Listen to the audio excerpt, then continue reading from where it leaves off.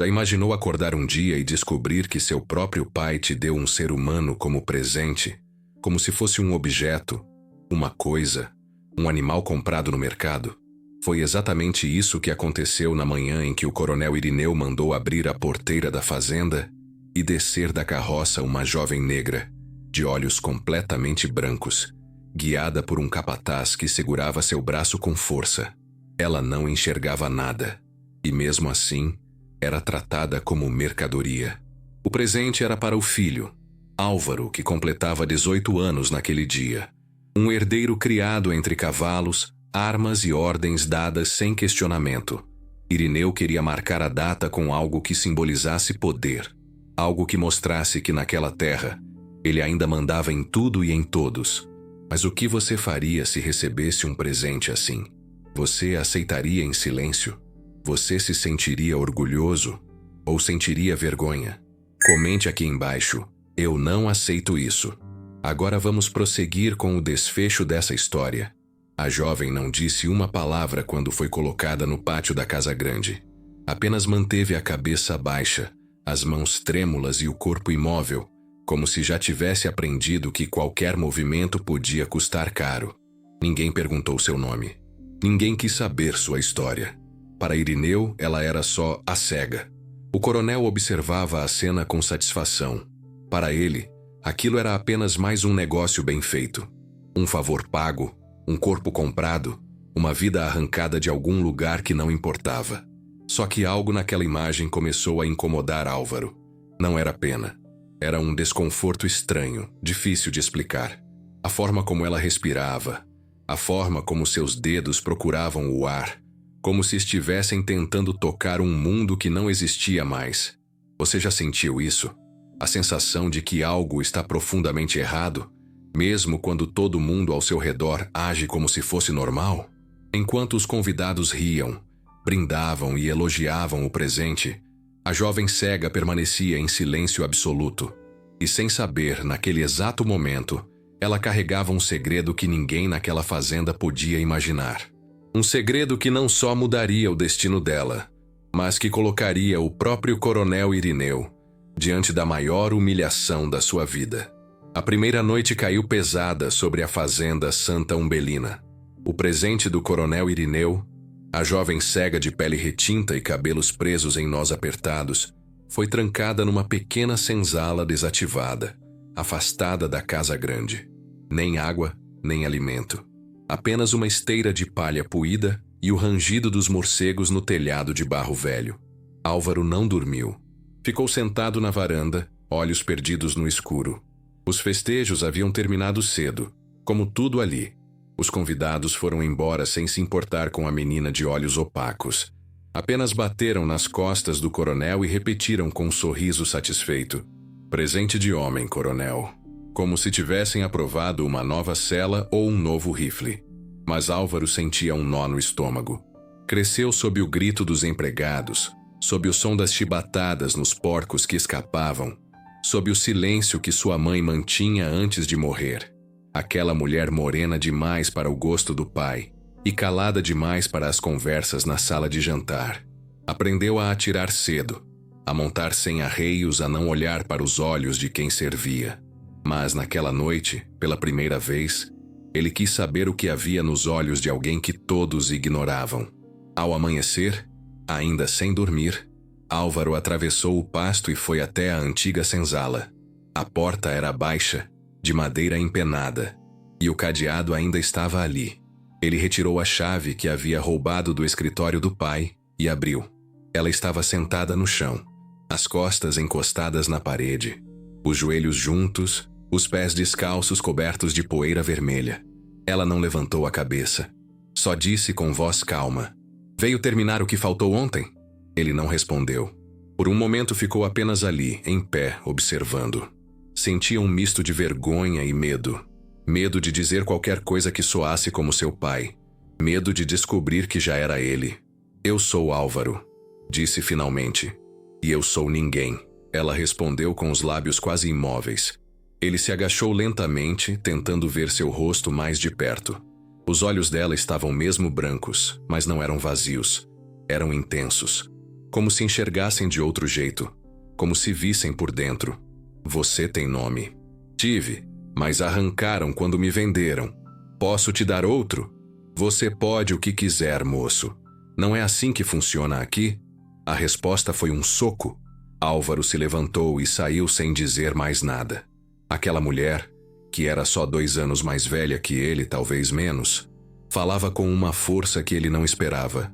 E mesmo sem enxergar, parecia ver exatamente quem ele era. Na casa grande, Irineu mastigava carne seca com farinha e café amargo quando o filho entrou. Então, menino, gostou do presente? Ela não fala muito. Melhor assim, mulher que fala demais só dá problema. Álvaro não respondeu. Ficou olhando para o pai, para a pele queimada de sol, para o bigode grosso, para o peito que estufava sempre que ele falava da fazenda, do gado, dos pretos que obedecem. O sangue que corria nas veias deles era o mesmo. Mas pela primeira vez, Álvaro se perguntou o que isso realmente significava. Nos dias seguintes, algo mudou. Ele começou a levar comida escondido para ela. Um pedaço de pão, uma caneca de água, um pano limpo. E ela, em troca, começou a falar. Contava fragmentos da sua infância, que provavelmente foi no Vale do Jequitinhonha, embora ela não tivesse certeza.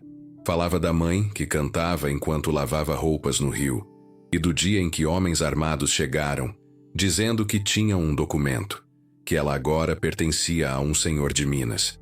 Álvaro ouvia tudo em silêncio, às vezes com raiva, às vezes com culpa, mas voltava sempre. Era como se estivesse tentando preencher um vazio antigo, como se as palavras dela fossem o espelho que ele nunca teve coragem de encarar. Foi numa dessas conversas, enquanto ela contava sobre as estrelas que a mãe descrevia antes de dormir, que ele perguntou: "Como você perdeu a visão?" Ela parou. Ficou em silêncio por um tempo longo. Fogo. Fogo? Um castigo. Eu era muito curiosa. Perguntei o que não devia, entrei onde não podia. Queriam que eu aprendesse a obedecer. Então me jogaram perto da fornalha da casa grande. Álvaro engoliu seco. Ela continuou sem drama. Só não morri porque minha mãe se jogou em cima. Morreu no meu lugar. E ninguém fez nada? Todo mundo viu, mas ninguém vê, moço. Aqui, ninguém nunca vê. No dia seguinte, Álvaro voltou com um presente. Uma fita de cetim azul. Tocou levemente os cabelos dela. Pediu permissão com os dedos. Ela deixou. Ele trançou os fios com delicadeza e prendeu a fita na ponta. "Isso não muda nada", ela disse. "Eu sei, mas talvez mude algo em mim." Eles riram pela primeira vez juntos. O tempo passou. 2 semanas. A mulher cega, que agora era chamada de Zezé, nome que ela mesma escolheu, deixou de ser um presente e passou a ocupar o pensamento inteiro de Álvaro. Mas Irineu começou a perceber. Certa manhã, ao notar o sumiço constante do filho e ao ouvir cochichos entre os empregados, o coronel estourou a porta da senzala. Encontrou Zezé sentada, sozinha, penteando os próprios cabelos com os dedos. "O que você fez com meu filho, sua maldita?" "Nada." Ele só aprendeu a ouvir. A raiva veio com força. Irineu puxou Zezé pelo braço, sacudiu, gritou, cuspiu palavras que não deviam ser ditas. Ela não reagiu, só sorriu. "Cuidado, coronel. Tem coisa que cega mais que o fogo." Álvaro chegou correndo e empurrou o pai com força. Pela primeira vez ergueu a voz. "Encosta nela de novo, e eu juro que te denuncio." "Vai denunciar o próprio pai, seu ingrato?" "Se for para proteger ela, vou." "Você tá doido? Tá se apaixonando por uma escrava?" "Não, tô deixando de ser como você." Irineu não conseguiu responder. Estava velho, amargo, e naquele instante percebeu que o filho já não o temia. Foi ali que Zezé revelou o que ninguém esperava. "Coronel Irineu, o senhor lembra de uma mulher chamada Maria das Dores?" O velho empalideceu. "Que história é essa?" "Era esse o nome da moça que o senhor violentou em Minas, quando era só um capataz. Ela ficou grávida. Teve uma filha. Essa filha era minha mãe." O silêncio virou faca no ar. "E antes de morrer, minha mãe me contou quem era o pai dela. Contou tudo. O nome, o jeito, o bigode. Disse que um dia eu ia encontrar. e que quando encontrasse, eu não deveria ter medo. Álvaro olhou para Zezé, depois para o pai. O que ela está dizendo é verdade. Irineu gaguejou. Suou. Não conseguiu mentir. Então, disse Zezé com calma, você me comprou como presente para o seu próprio neto. A fala bateu como um trovão. O coronel caiu sentado, sem conseguir respirar direito. A vergonha era tanta que ele não conseguiu sequer se levantar. Ninguém mais precisou gritar. Ninguém mais precisou acusar. A verdade, por si só, já era a condenação. O silêncio naquela senzala foi diferente de todos os outros que já tinham preenchido aquele espaço. Não era o silêncio da submissão, nem o silêncio da dor. Era um silêncio de desmoronamento. De um império que começava a ruir por dentro, sem barulho, mas com rachaduras irreversíveis. Coronel Irineu permaneceu sentado no chão de terra batida, os olhos arregalados, o rosto marcado por sulcos de espanto e vergonha. Os bigodes longos, sempre alinhados, estavam molhados de suor e saliva. Pela primeira vez em muitos anos, ele não tinha palavras, nem desculpas, nem ordens. Zezé ficou em pé. Mesmo cega, parecia gigante diante daquele homem que um dia fez do mundo um quintal de suas vontades.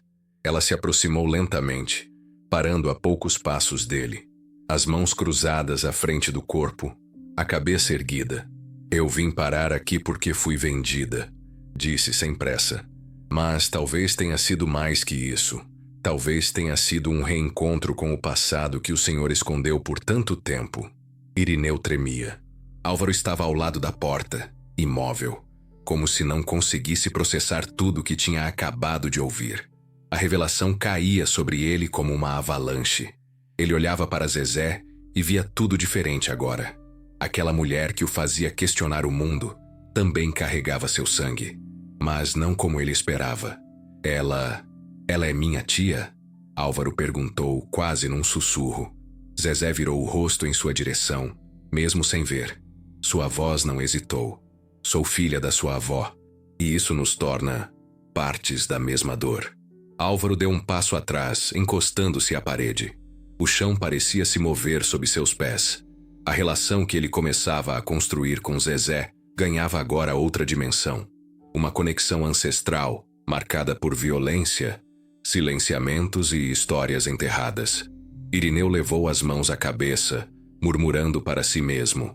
Por dentro, ele revivia um passado que nunca imaginou que voltaria à tona. Maria das Dores. A filha de uma lavadeira que trabalhava na casa de seu patrão, nos tempos de jovem. Uma menina linda, de olhos grandes, que ele forçou numa noite depois de beber demais e se sentir no direito. Ele nunca mais a viu, e nunca pensou que ela teria sobrevivido ao que ele fez. Agora, ali estava a neta, a prova viva, o espelho que ele tentou quebrar voltando inteiro e afiado para o cortar. Por que você nunca contou isso antes? Álvaro perguntou, a voz ainda presa na garganta. Porque eu não tinha certeza, respondeu Zezé. Só tinha palavras da minha mãe. Um nome, uma descrição, um mapa de lembranças. Mas quando eu ouvi o nome do coronel, quando senti a voz dele, os trejeitos, o cheiro de couro e pólvora, eu soube. Era ele.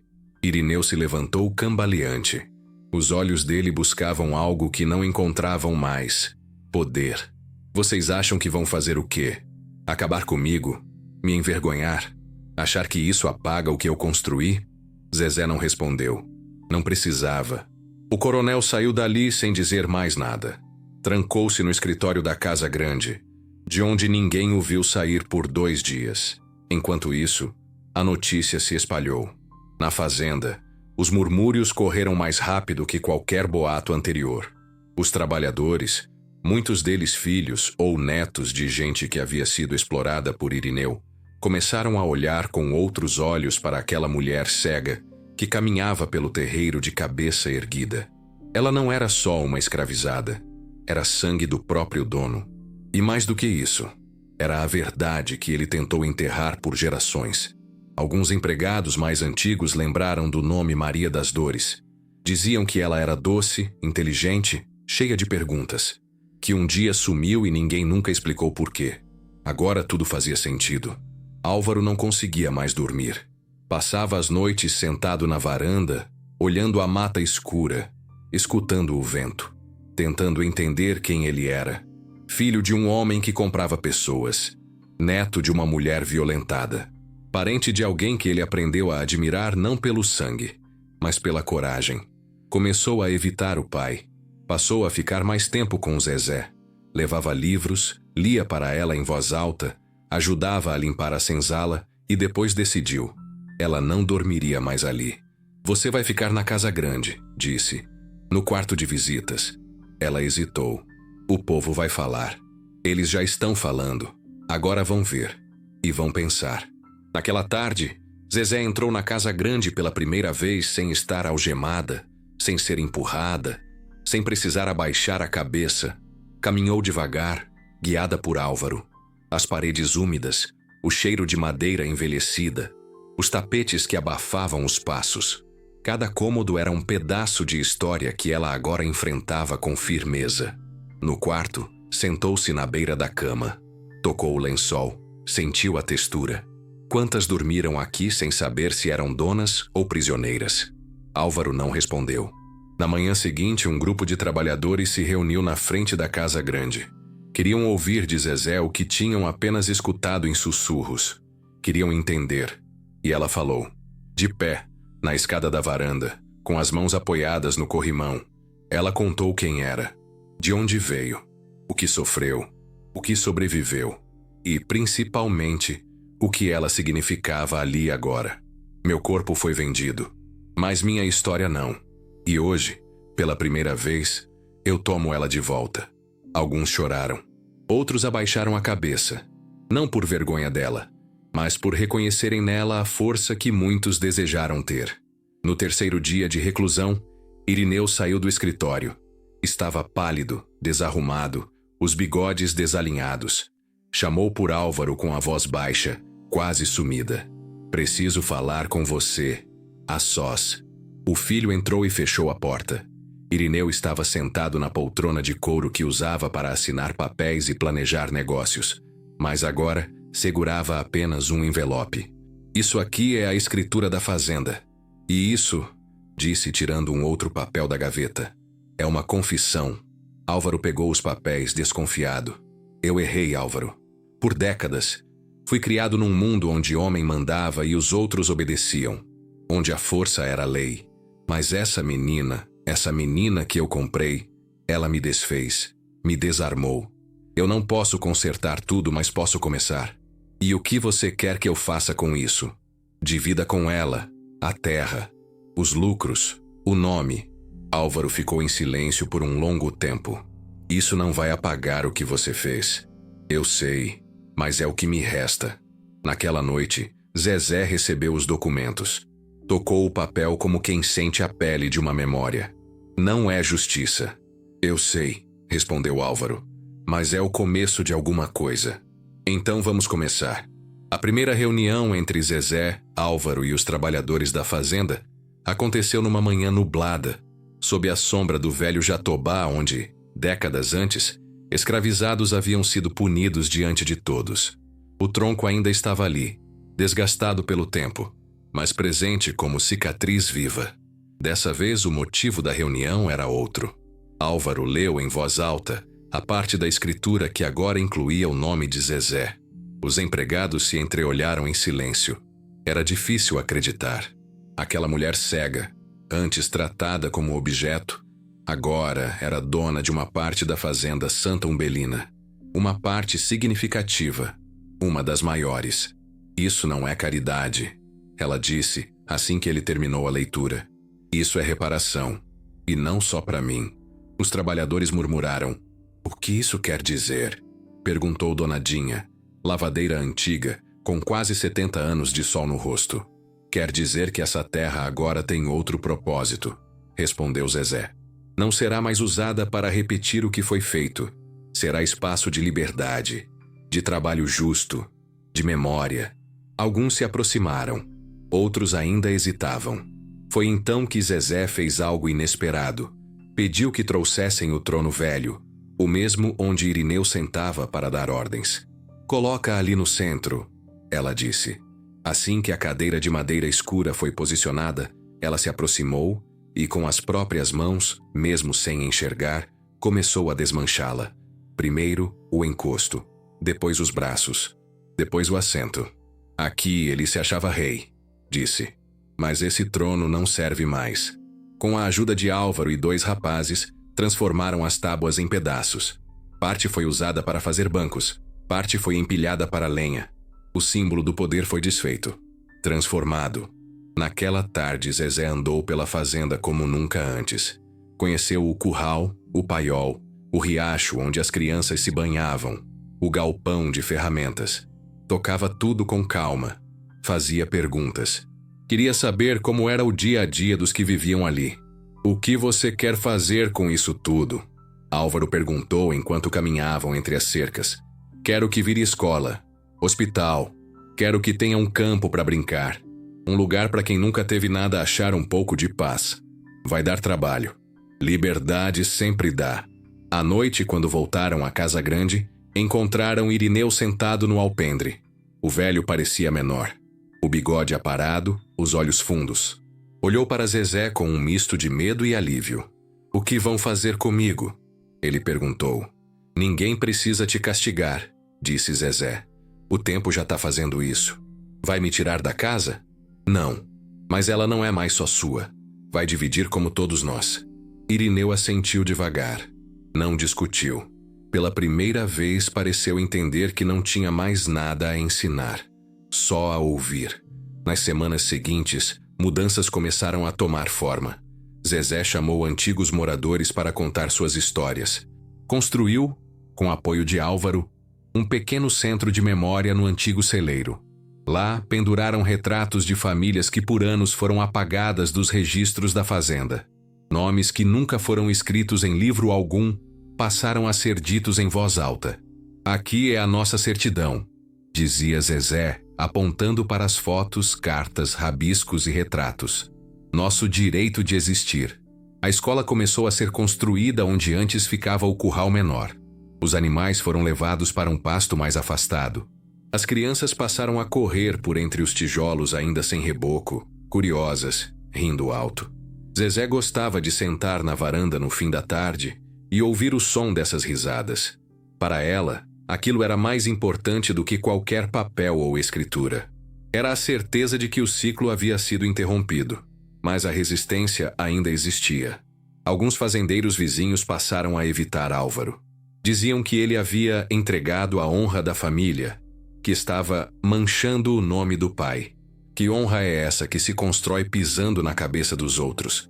Ele respondeu a um deles, certo dia, numa venda no vilarejo. Outros, mais violentos, começaram a espalhar ameaças. Uma noite, alguém atirou pedras na varanda da casa grande. Outra vez, o galinheiro foi incendiado. Zezé não se assustou. A violência é a última tentativa do medo, disse ela a Álvaro. Quando eles perceberem que não tem mais controle, vão gritar. Mas depois, o grito morre. Mesmo assim, decidiram reunir todos os trabalhadores e moradores numa assembleia. A gente precisa decidir juntos como vai ser daqui para frente, disse Álvaro. Um lugar só é livre quando todos têm voz, completou Zezé. Na reunião, discutiram novos salários, folgas, participação nos lucros.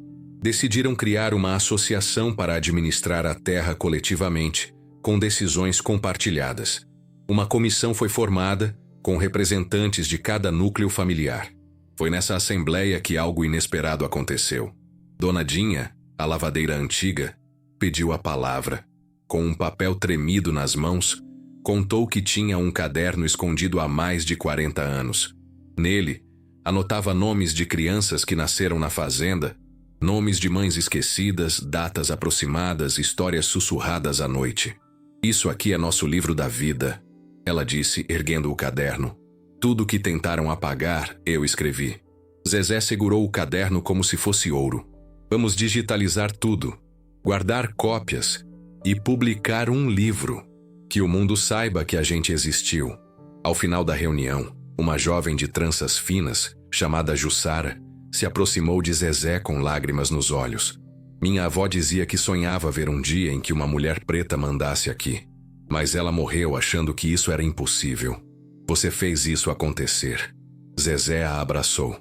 Eu só continuei o caminho que ela começou. Quem começa é quem tem mais coragem. Dias depois, Irineu adoeceu. Uma febre leve, mas insistente, o deixou de cama. Zezé foi até o quarto dele com um pano frio e um chá de folha de laranjeira. Ele a olhou com olhos marejados. Eu não mereço isso. Talvez não, ela respondeu, colocando o pano sobre sua testa. Mas eu não cuido de você por merecimento. Cuido porque não vou repetir em você o que você fez comigo. Ele chorou pela primeira vez. Naquele momento, Zezé não era neta, não era vítima, era escolha. E ela havia escolhido quebrar o ciclo, não alimentar a vingança. E isso doía mais nele do que qualquer castigo. O nome dela passou a ser respeitado dentro e fora da fazenda. Convites surgiram para falar em encontros, palestras, movimentos. Zezé recusava a maioria. Eu não quero ser símbolo. Só quero ser raiz. Mas uma dessas convocações veio de um grupo de jovens que estavam montando uma escola em outra fazenda da região. Ela aceitou. Na noite anterior à visita, sentou com Álvaro na varanda. Ele tocava violão, um som baixo, quase sussurrado. Você se arrepende de ter voltado aqui? Ele perguntou. Não. Mesmo com tudo que sofreu? É aqui que o ciclo precisava terminar. E começar de novo. Ele sorriu. Ela continuou. Sabe o que me assusta? O quê? Não é a cegueira, nem o passado. É a ideia de que tudo isso podia ter continuado se ninguém tivesse falado nada. Ele concordou. E os dois ficaram ali, em silêncio. Não como antes, mas como quem sabe que, quando as palavras acabam, o que resta é o que se constrói. O último domingo de setembro chegou com sol alto e céu limpo. Um daqueles dias em que até o vento parece querer assistir o que está prestes a acontecer. A antiga fazenda Santa Umbelina, agora rebatizada como Quilombo das Umbelinas, acordou antes das galinhas. Pessoas de vilarejos vizinhos, professores, jovens estudantes, mães com seus filhos, todos vinham chegando aos poucos, alguns de carroça, outros a pé, muitos com esperança no peito. No centro da antiga área do curral, agora reformada, havia cadeiras de madeira enfileiradas e uma pequena lona servindo de cobertura. Zezé estava sentada à frente, vestida com um tecido africano amarelo e vermelho, o cabelo preso em um turbante alto, as mãos apoiadas sobre o colo. Embora não enxergasse, sentia cada presença, cada passo, cada respiração que se aproximava. Do outro lado do espaço, Álvaro recebia os visitantes. Já não usava mais roupas de fazendeiro. Trocara o couro pela camisa de algodão, as botas pelo chinelo simples. Muitos que o conheciam desde menino estranhavam a mudança, mas ninguém mais questionava. O respeito não vinha mais da figura do pai que carregava, mas das escolhas que fazia. Era o dia da inauguração da escola comunitária Maria das Dores, em homenagem à avó de Zezé, a mulher que resistiu em silêncio por toda a vida e deixou sementes em forma de memória. Quando o sino improvisado tocou, o murmúrio cessou. Todos se viraram para Zezé, e ela, com o auxílio de Álvaro, se levantou devagar. Caminhou até o centro, parou diante do público e inspirou fundo. Eu sou o que sobrou, e o que voltou. A frase bateu firme no peito dos presentes. Durante anos disseram que eu era cega. Mas o que ninguém entende é que quem nasce sem ver o mundo como ele é, aprende a enxergar o que os outros ignoram. Eu vi meu passado, vi minha mãe sendo esquecida, vi a dor do meu povo virando poeira, vi homens sendo chamados de animais e vi meninas como eu sendo tratadas como prêmios. Ela ergueu o rosto para o céu. Mas hoje eu vejo mais do que nunca. Aplausos curtos começaram, mas ela ergueu a mão e continuou. A escola que abrimos aqui não é um prédio, é um recado. Um aviso de que a gente não vai mais aceitar ser apagado. Que nossas crianças vão aprender quem foram seus avós. Não só os de sangue, mas os de luta. Que nenhuma menina vai mais crescer achando que nasceu para obedecer calada. Que nenhum menino vai confundir força com violência. Ela respirou fundo. Tudo isso começou com uma venda. Um homem me comprou achando que me calaria, mas esqueceu que quem carrega a história, carrega também voz. E mesmo quando tiram tudo da gente, ainda sobra palavra. Zezé se virou de leve para a placa ao lado do pódio. Passou a mão sobre ela, tateando as letras em braille que Álvaro havia mandado gravar junto ao texto comum. Escola Comunitária Maria das Dores, onde a verdade ensina e a memória liberta. O público ficou em silêncio por alguns segundos. Era como se ninguém quisesse estragar aquele momento. E foi ali, naquela pausa, que Irineu surgiu. Andando devagar, apoiado em uma bengala simples, vestindo roupas limpas, mas comuns. Seus cabelos, antes bem penteados, agora estavam ralos. Sua presença causou murmúrios. Alguns se levantaram. Outros franziram a testa. Zezé sentiu. "Ele está aqui?" perguntou baixinho a Álvaro. "Está", respondeu o jovem. "Quer que eu peça para sair?" Ela pensou por um instante. "Não, ele precisa ouvir." Irineu se aproximou da frente da plateia. Ficou ali, em pé, sem ousar sentar. O sol batia forte sobre ele. Zezé continuou, agora voltando sua voz também para o homem que um dia tentou calar todas as que vieram antes dela. "Coronel Irineu me deu de presente ao próprio neto. Como se fosse gado, como se fosse saco de milho. Achava que isso era poder. Mas hoje, ele vê que o poder de verdade não está em mandar. Está em reparar." Olhou para ele, mesmo sem ver, com o peso de quem sabe ser enxergada. "E é por isso que eu não o expulsei daqui. Porque cada tijolo novo nessa escola vai lembrar o que foi feito, o que ele fez, e o que decidimos nunca mais permitir."